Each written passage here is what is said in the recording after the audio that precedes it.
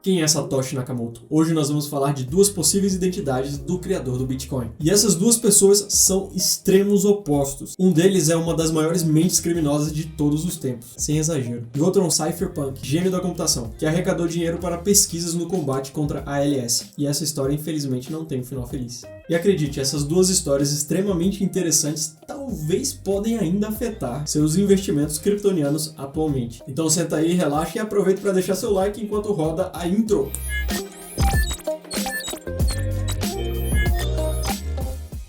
Então, antes de começar, deixa eu dizer por que talvez é importante a gente ter uma noção de quem podem ser os criadores do Bitcoin. First of all, porque tem muitos mistérios, casos não resolvidos e é muito legal ficar especulando sobre quem é o criador de um dos sistemas de pagamento mais valiosos do mundo. E talvez o mais inovador. Segundo of all, pegue o preço do Bitcoin e adicione 6 zeros. Esse é o valor que está parado hoje na carteira do Satoshi Nakamoto. Estamos falando de 1 milhão de Bitcoins, o equivalente a 5% do total de Bitcoins em circulação. A gente está falando de 200 bilhões de reais, com o Bitcoin em baixa enquanto eu gravo esse vídeo. É a mesma coisa que 2 bancos do Brasil. Agora imagine o que poderia acontecer se essa quantidade de Bitcoin de repente voltasse ao mercado. E talvez indo um pouco além da quantidade de Bitcoin, mas imagine o que aconteceria se de repente todas as pessoas descobrissem que o criador do Bitcoin na verdade é um criminoso. Que efeito isso poderia causar no mercado? Bom, mas vamos ao que interessa. Antes de falarmos dos dois possíveis candidatos, vamos ver algumas características de Satoshi Nakamoto e tentar traçar um perfil rápido dele.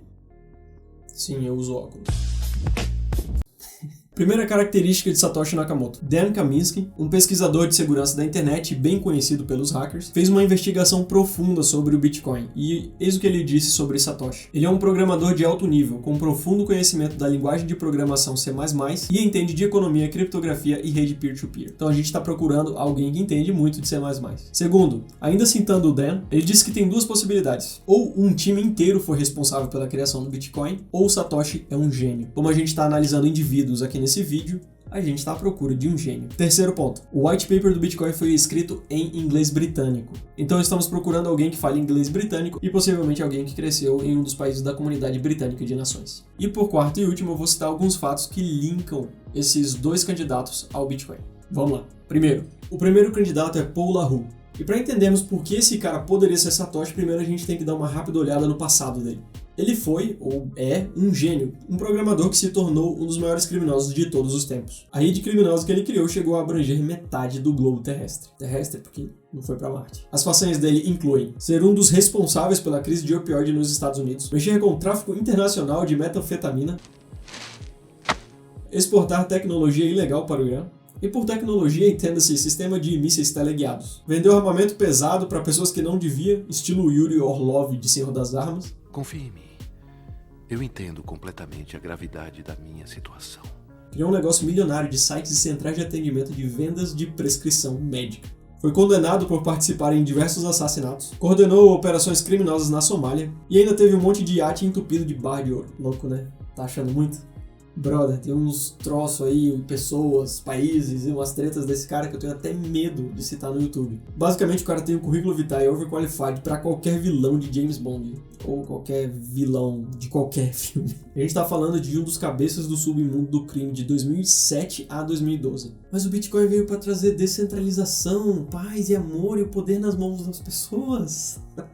Por que um cara como esse inventaria o Bitcoin? Talvez a resposta mais curta seria lavagem de dinheiro, mas vamos a outros detalhes. Algumas características do LaRue incluem: ele é um programador autodidata, e olha, ser programador autodidata hoje é fácil. A gente está falando de ser um programador autodidata na época do EPA. Ele era fluente em várias linguagens de programação, mas principalmente C++, a linguagem em qual foi escrito o Bitcoin. Mas quão bom LaRue era em programação? Olha o que um dos colegas dele fala. LaRue era um desenvolvedor de software talentoso e tinha dom para a programação, um dos mais brilhantes que conheci em uma carreira de 30 anos nesse setor. Quem falou isso é um cara que chama Sean Hollywood. É o cara que criou o Scram Disk, um programa de criptografia que funcionava no Windows 95 e 98. Mas vamos além. No fim dos anos 90, ele criou um software de criptografia de discos, chamado Encryption for the Masses. Em português seria criptografia criptografia para as massas, ou para todo mundo. O software ficou conhecido como E4M. O fato de ele já estar trabalhando com criptografia já é bem sugestivo, mas mais interessante que isso é a maneira como ele lançou esse software. Primeira coisa que ele fez, ele anunciou o software em uma lista de e-mails de criptografia. Fez o lançamento do código open source, ou a versão pública do código. Depois disso, ele respondeu dúvidas técnicas e acatou diversas sugestões para melhorias do E4M. Como o Bitcoin foi lançado?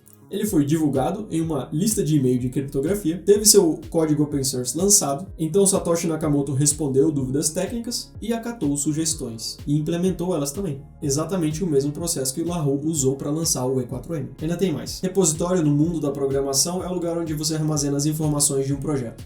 Resumindo chulamente, no repositório original do Bitcoin foi encontrado um framework para a criação de um jogo de poker virtual. Mas e daí? Larue também esteve envolvido com jogos e apostas online. Ele inclusive criou um software de cassino virtual. Outra coisa, ele foi criado em Zimbábue e África do Sul. Morou na Austrália e no Reino Unido. E daí todos esses países usam inglês britânico, o mesmo inglês em que foi escrito o white paper do Bitcoin. Outro detalhe talvez menor, em um post antigo do Satoshi Nakamoto ele fala sobre como a criptografia ficou disponível para as massas.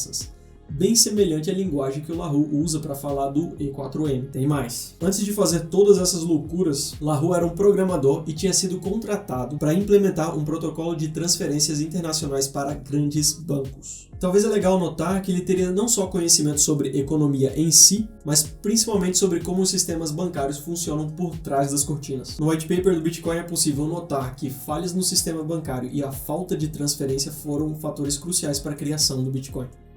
Só o fato da gente estar conversando sobre quem pode ser o Satoshi atualmente mostra o quanto ele era bom em esconder sua identidade, algo que Larue fez muito bem dado ao tamanho do império que ele criou. E um dos artifícios que Larue usava para passar despercebido eram documentações falsas.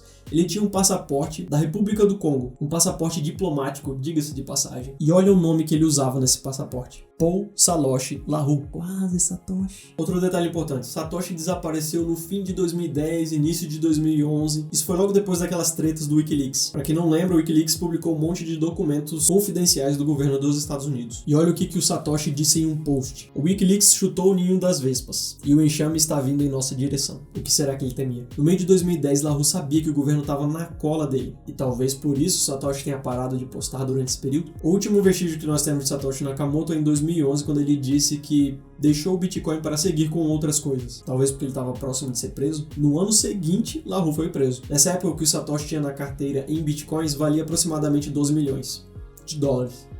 Eu sei que pra gente isso pode parecer muito dinheiro, mas para alguém como Larue era troco. Nem valeria a pena mexer nessa carteira. E mesmo se ele quisesse, eu acho que o mercado não era grande o suficiente para absorver uma ordem desse tamanho naquela época. E talvez o motivo de 1 milhão de bitcoins nunca terem sido movidos da carteira do Satoshi Nakamoto é porque ele está preso. E não acaba por aí.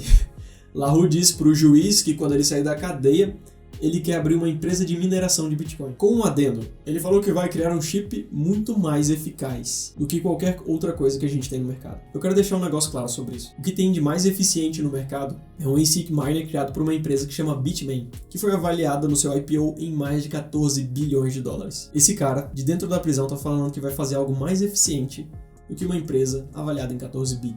Mais de 14 bi. Se fosse qualquer outro maluco, eu ia dizer que conversa fiada, mas como é o Larue, eu já fico em dúvida. Ainda tem alguns outros detalhes sobre o Larue que linkam ele com o Bitcoin, mas esses aqui já são suficientes pra gente ter uma noção de quem a gente tá falando. A previsão é que Larue termine seu tempo na cadeia em 2037. Então, se ele realmente for o Satoshi, nós podemos já nos preparar para daqui a alguns anos 1 milhão de Bitcoins atingirem o mercado.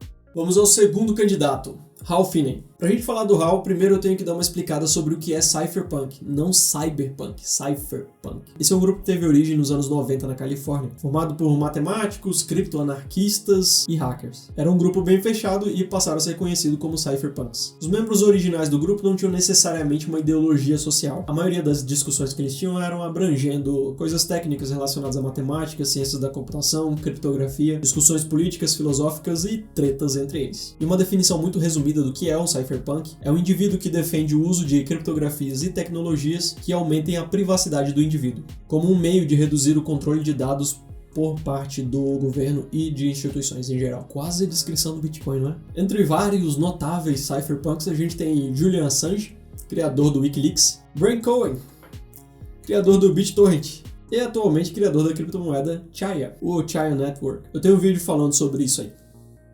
Nunca sei o lado. Também tem o Zuko Wilcox, criador também de uma criptomoeda famosa chamada Zcash. E claro, Hal Finney, o nosso segundo candidato a Satoshi Nakamoto. Ele era um cientista da computação e um dos membros originais do grupo de cypherpunks da Califórnia. E por que ele está nessa lista de notáveis cypherpunks? Por vários motivos, mas deixa eu trazer um super importante aqui. Ele foi o criador do primeiro Proof of Work reutilizável, o mesmo sistema de consenso que o Bitcoin usa. E ele fez isso em 2004, muito antes da existência do Bitcoin. Ele foi o segundo programador de uma empresa que chama PGP Corporation. Essa empresa foi criadora de uma das primeiras implementações disponíveis para o público de criptografia de chave privada. O software se chamava PGP, que significava Pretty Good Privacy. O negócio era tão bom que eles tiveram um problema com o governo.